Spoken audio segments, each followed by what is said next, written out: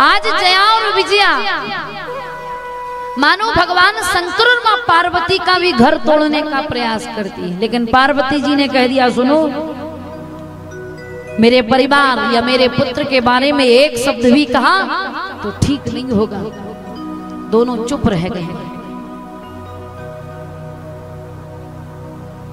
लेकिन माता पार्वती के मन में एक दिन ये बात आ ही गई है, क्योंकि मैया स्नान कर रही थी और स्नान कर रही थी उस समय भोले बाबा कैलाश पर पहुंचे। तो मां भगवती के मन में आया कि मेरा भी एक पुत्र होता तो मेरी आज्ञा का पालन करता, मैं जो कहती वो मानता। और शास्त्रों में कहा गया है ये कुछ कार्य हमें भूलकर भी नहीं करना चाहिए, क्योंकि अपराध होता है। कौन कौन से? निद्रा भंगो कथा छेदो, दंपतियों प्रीति भेदना, शिशु मातृ विभेदस्या, ब्रह्म हत्या समम स्मरेत। किसी की नींद का हरण करना, कथा में विघ्न डालना, किसी के परिवार को तोड़ना और माता और पुत्र को अलग करना, इन 4 कार्यों में जो व्यक्ति ये कार्य करता है उसे ब्रह्म हत्या के समान पाप लगता है। निद्रा भंगो कथा छेदो। अब निद्रा भंग करने का भाव आप ये मत समझ लेना कि कोई व्यक्ति सो रहा हो तो उठ से उठाओ मत। जैसे किसी विद्यार्थी की परीक्षा का समय है और वो अगर सो गया तो ये नहीं कि आप उसे उठाओ नहीं, अगर नहीं उठाओगे तो बेचारे की साल बर्बाद हो जाएगी। इतनी मेहनत की आप परीक्षा के लिए और परीक्षा के समय पेपर ही ना दे पाए, सो गया, पेपर निकल गया, पेपर नहीं दे पाए, साल खराब हो गई। या किसी व्यक्ति को कहीं जाना है और वो सो गया तो ये नहीं कि उसे उठाया ना जाए।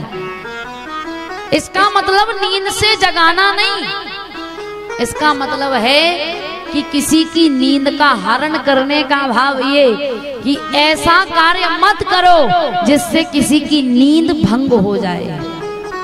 जैसे कई लोग किसी का धन हड़प लेते हैं, किसी को परेशान किया जाता है मानसिक रूप से, शारीरिक रूप से, जैसे भी किसी का धन छीनकर, किसी की संपत्ति छीनकर, या कोई भी ऐसा कार्य करके जिससे व्यक्ति बहुत परेशान हो जाए और उसकी रात की नींद ही हराम हो जाए। तो कभी कभी होता है ना, उस व्यक्ति ने हमको इतना परेशान कर दिया कि मानो हमारी नींद हराम हो गई। तो व्यक्ति के जीवन का जो शांति है, जो सुकून है, वो छिन जाना, मानो नींद समाप्त हो जाना। तो ऐसा कार्य मत करो जिससे किसी के जीवन की शांति समाप्त हो जाए। जो किसी के जीवन की शांति को समाप्त करता है उसे ब्रह्म हत्या के समान पाप लगता है। दूसरा, कथा छेदो, कथा में विघ्न डालना। जैसे कहीं पर कथाओं का आयोजन हो रहा हो, कथा हो रही हो, सत्संग हो रहा हो, और कई लोग व्यक्ति ऐसे कार्य करते हैं जिससे कथा सत्संग ना हो। तो जो भगवान के सत्संग के लिए, कथा के लिए, धार्मिक आयोजनों के लिए बाधक बनते हैं, उन्हें ब्रह्म हत्या के समान पाप लगता है। दूसरा, आप लोग जो कथा में बैठे हैं, कई लोग तो बड़े अच्छे से कथा सुन रहे हैं और कई ऐसे जिनका कथा में मन लग ही नहीं रहा, तो ना खुद सुनते ना अपनी पड़ोसन को सुनने देते कि तुम तो वो कथा छोड़ो, शंकर जी की कथा तो अपन मोबाइल पे सुन लेंगे, तुम तो हमारे घर की कथा सुनो। हाँ, सास ने ये कही तो ससुर ने वो कही, तो घर में ये हुआ तो वो हुआ, तो हमने ऐसी साड़ी देखी तो वैसी साड़ी देखी, कई प्रकार की बात। तो एक का तो मन लग रहा है कथा सुनने में और दूसरा उसे कथा नहीं सुनने दे रहा है। तो तुम तो कथा सुन नहीं रहे हो लेकिन दूसरे को भी नहीं सुनने दे रहे हो, उसका अपराध ब्रह्म हत्या के बराबर। इसलिए कथा में मन लगे तो कथा में बैठो सुनो, और ना लगे तो किसी अपने अगल बगल के पड़ोसी को परेशान मत करो कि शांति मेरी बात सुन, सीता मेरी बात सुन, गीता मेरी बात सुन।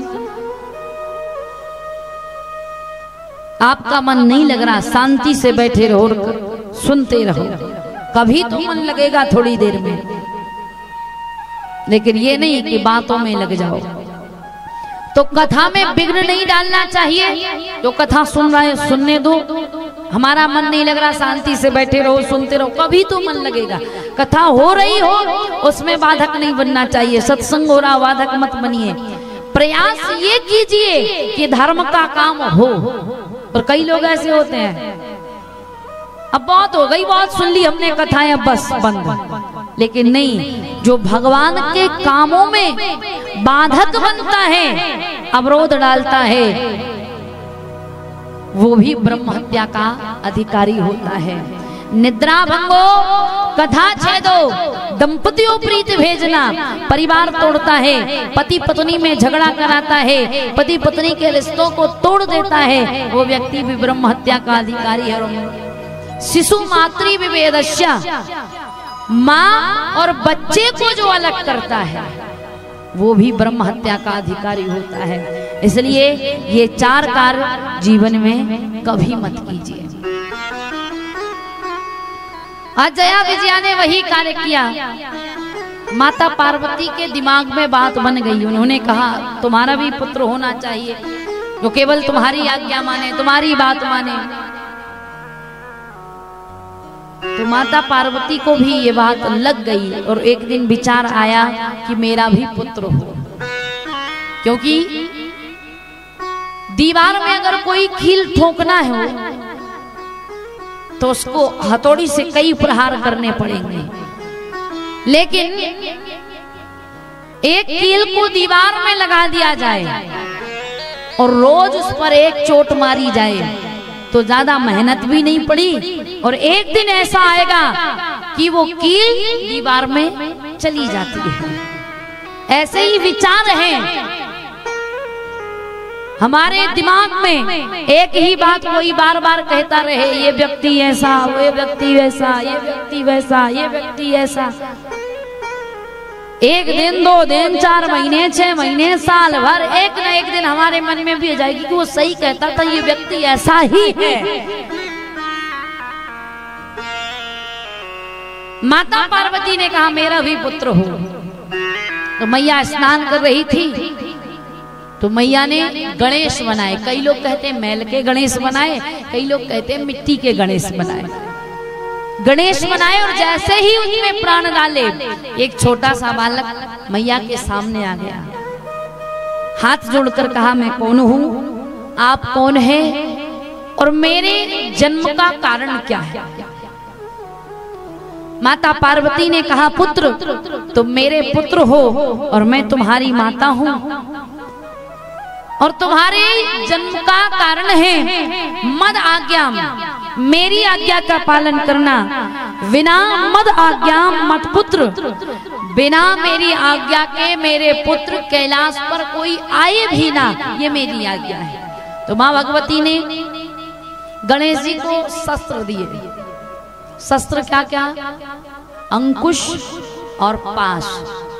गणेश जी के हाथ में पाश और अंकुश होते हैं, क्योंकि आप हम सभी जब मंत्र बोलते हैं या पूजा पाठ करते हैं या पंडित जी पूजा पाठ कराते हैं तो मंत्र बोलते हैं एक दंतम चतुर्हस्तम पाशमंकुश धारणम रदम चा वरदम चा हस्ते बिभ्राण मूसक ध्वजम रक्तम लंबोदरम। भगवान गणेश जो हैं एक हाथ में अंकुश धारण किए, एक हाथ में पाश धारण किए हैं, और पाश और अंकुश शस्त्र दिए मां भगवती ने अपनी रक्षा के लिए। भगवान गणेश बुद्धि के देवता, विघ्नहर्ता, भगवान गणेश प्रथम पूज्य, ये सब बने। लेकिन कैसे बने हम सब कथा में सुनेंगे। लेकिन माँ भगवती की दी हुई शक्ति, पास और अंकुश उन्हें दी गई। और हमारे सनातन धर्म के जितने भी देवी देवता हैं, आप उनको देखिए, उनके पास शस्त्र भी हैं और शास्त्र भी है। जब जिस चीज की आवश्यकता पड़ जाए उस चीज का उपयोग, जहां ज्ञान की जरूरत हो वहां शास्त्र, और मान लो लड़ाई झगड़ा युद्ध हो जाए तो वहां शस्त्र। और सारे देवी देवताओं को आप देखिए, भगवान नारायण हाथ में सुदर्शन चक्र, भगवान राम धनुष्वाण सदा धारण किए रहते हैं, भगवान कृष्ण बांसुरी भी बजाते हैं, लेकिन समय अनुसार सुदर्शन चक्र भी पास में।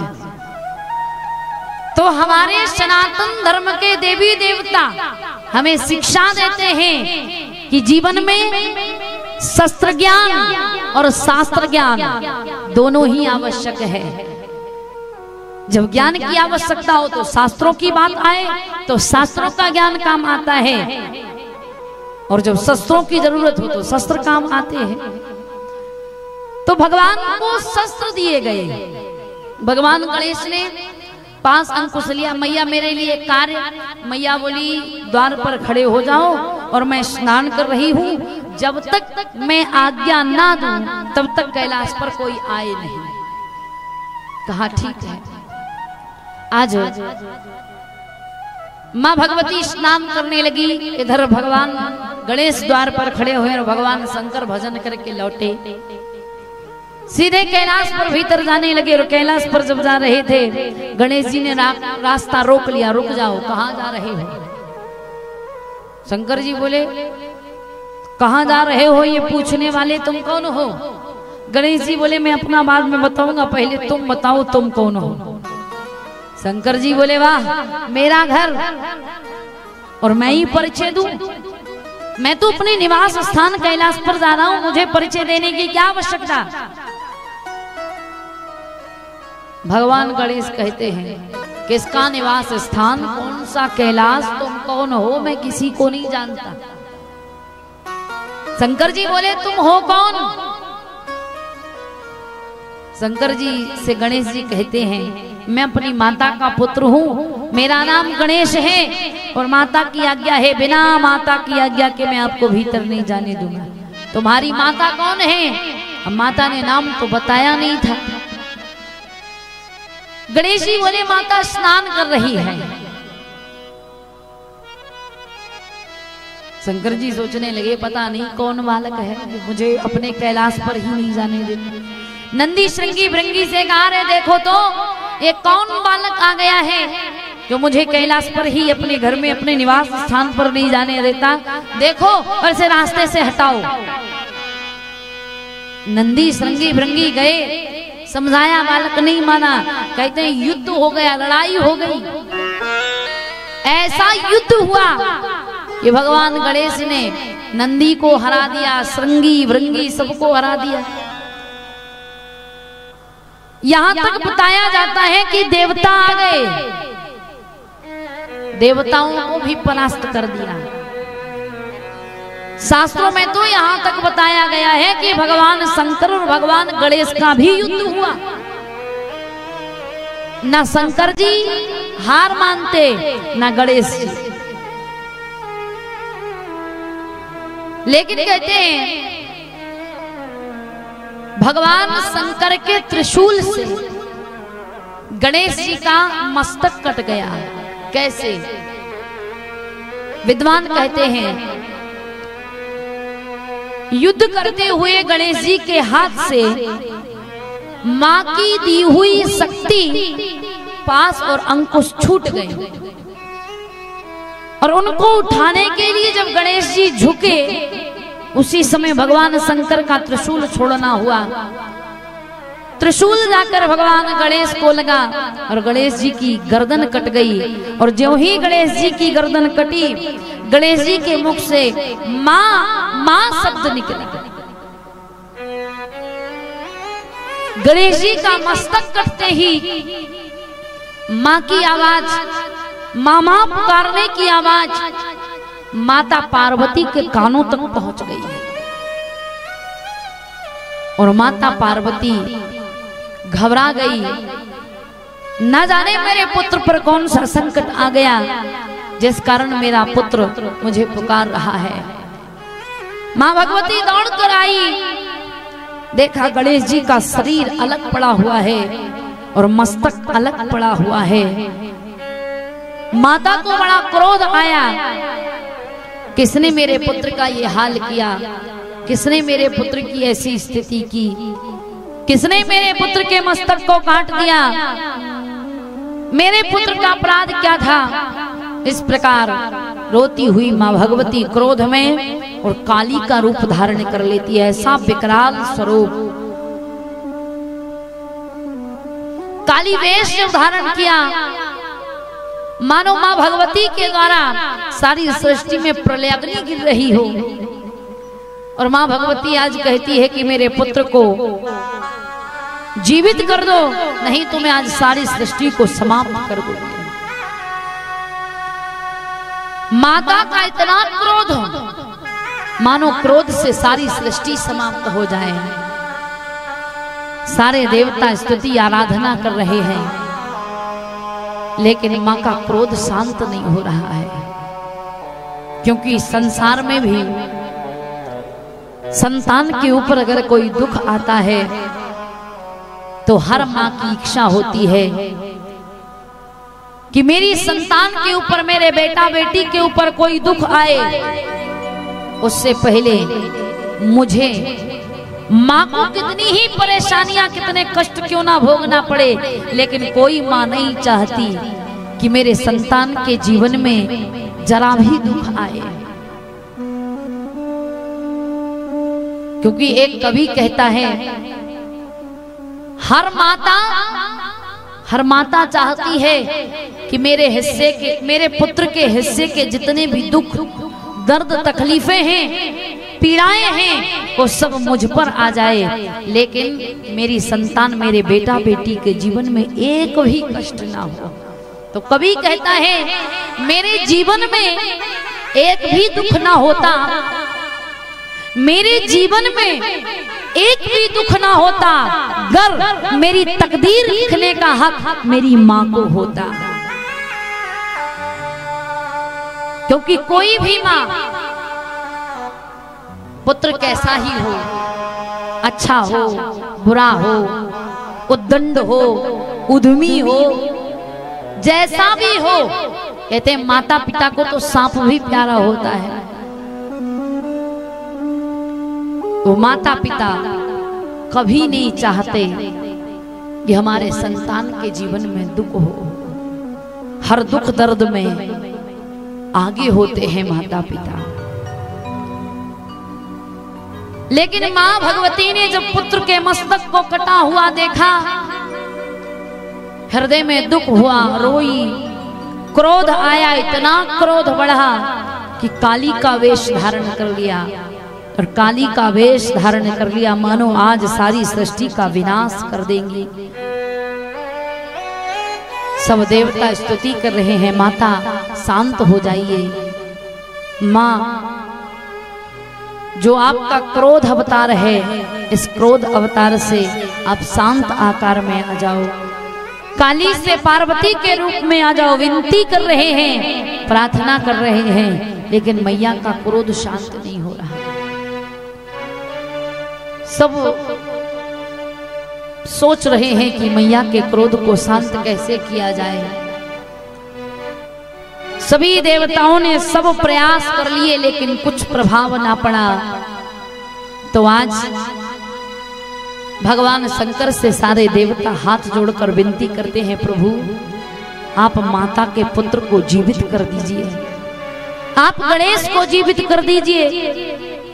शंकर जी बोले, देवताओं ये क्या कह रहे हो, देवताओं ने कहा अगर आप ऐसा नहीं करेंगे तो माता आज सारे संसार को समाप्त कर देगी। इसलिए अगर पार्वती का क्रोध शांत कराना है तो पुत्र को जीवित कर दो। भगवान शंकर देवताओं की स्तुति विनती को सुनकर गणों से कहते हैं जाओ कोई ऐसा जीव जिसकी मां उसकी ओर पीठ करके सोई हुई हो, ऐसे जीव का मस्तक लेकर आओ। कहते हैं गण वन में गए, सुबह से शाम हो गई पर कोई ऐसी माता नहीं मिली जो मां अपने पुत्र को पीठ दिखाकर सोई हुई हो। क्योंकि हम सब तो इंसान हैं, पशु भी जो होते हैं ना, पशु पक्षी, वो भी अपने संतान को पीठ नहीं दिखाते हैं। आप घर में देखना, गाय जो होती है, गाय अपने बच्चे को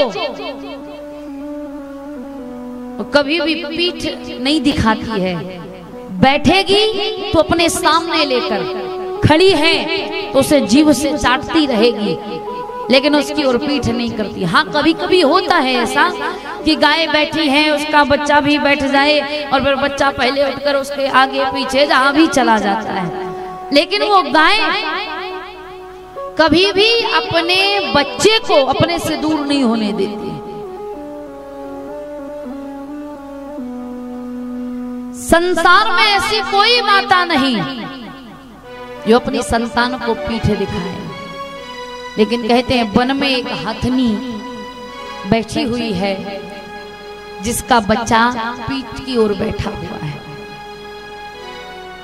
कहते हैं वो जैसे भी बैठा हो, बच्चा स्वयं उठकर घूमकर या माँ के पीछे आकर बैठ गया है, जो भी हुआ हो, तो गणों ने उस गज का मस्तक लिया और लेकर आ गए। कई लोग कहते हैं भगवान शंकर ने ऐसा क्यों किया कि अपने पुत्र को जीवित करने के लिए बेचारे हाथी के मस्तक को ही काट दिया। भगवान शंकर ने कटवाया नहीं, मानो ये गज, ये हाथी का बच्चा स्वयं गणों को अपना मस्तक देने आया हो। क्योंकि ये गज, इस गज ने, इस हाथी ने भगवान शंकर की तपस्या की। रोज भगवान शंकर के मंदिर में जाकर पुष्प चढ़ाता, प्रणाम करता और प्रार्थना करता। एक दिन भोले बाबा इसकी प्रार्थना से प्रसन्न हो गए। गज, मैं तुम्हारी भक्ति से प्रसन्न हूँ, मांगो क्या मांगना चाहते हो। गज ने कहा प्रभु, मैं आपका पुत्र बनना चाहता हूँ और आप मेरे पिता बन जाएं, मैं ऐसा आशीर्वाद, ऐसा वरदान चाहता हूँ। भगवान शंकर कहने लगे अभी तो तुम गज की देह में हो, लेकिन इस देह को त्यागने के बाद, गज बोला नहीं प्रभु, इस देह को त्यागने के बाद नहीं, मैं तो इसी देह में आपको पिता बनाना चाहता हूं और मैं आपका पुत्र बनना चाहता हूं। भगवान शंकर बोले ठीक है, समय आने पर तुम मेरे पुत्र बनोगे और मैं तुम्हारा पिता बनूंगा, इसी हाथी की देह में, हाथी के रूप में। आज वो गज स्वयं आया है, गणों को अपना मस्तक दिया है कि मेरा मस्तक ले चलो। गणों ने मस्तक लिया, लेकर गए, भगवान शंकर के हाथ में दिया। भगवान शंकर ने उस गज के मस्तक को गणेश जी के मस्तक पर लगाया और गणेश जी के मस्तक पर लगाकर जैसे ही उसमें प्राण डाले, वो बालक खड़ा हो गया। गणेश जी उठकर खड़े हो गए। अब माता से सब देवता विनती कर रहे हैं, माँ आपका पुत्र जीवित हो गया, अब शांत हो जाओ, क्रोध त्याग दो, अब शांत हो जाओ, काली वेश त्याग कर पार्वती के वेश में आ जाओ। पर मैया नहीं मानती है कि मेरा पुत्र कैसे जीवित हो सकता, जिसे मार दिया गया वो कैसे जीवित होगा। माता तो बस काली के वेश में सृष्टि में अग्नि बरसाए जा रही है। देवता अब कह रहे बार बार मैया आपका पुत्र जीवित हो गया, अब तो शांत हो जाओ, लेकिन माता शांत ना हुई। तब भगवान शंकर से कहा प्रभु अब क्या करें जिससे माता का क्रोध शांत हो जाए।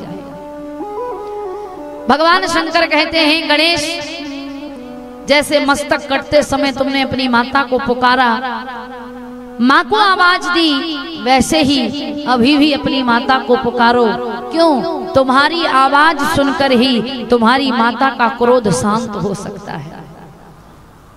गणेश जी महाराज अपने पिता की आज्ञा को मानकर और वैसे ही जैसे मस्तक कटते समय अपनी माँ को पुकारा था, माँ माँ कहकर जैसे ही पुकारा, माता के कानों में पुत्र की आवाज सुनाई पड़ी।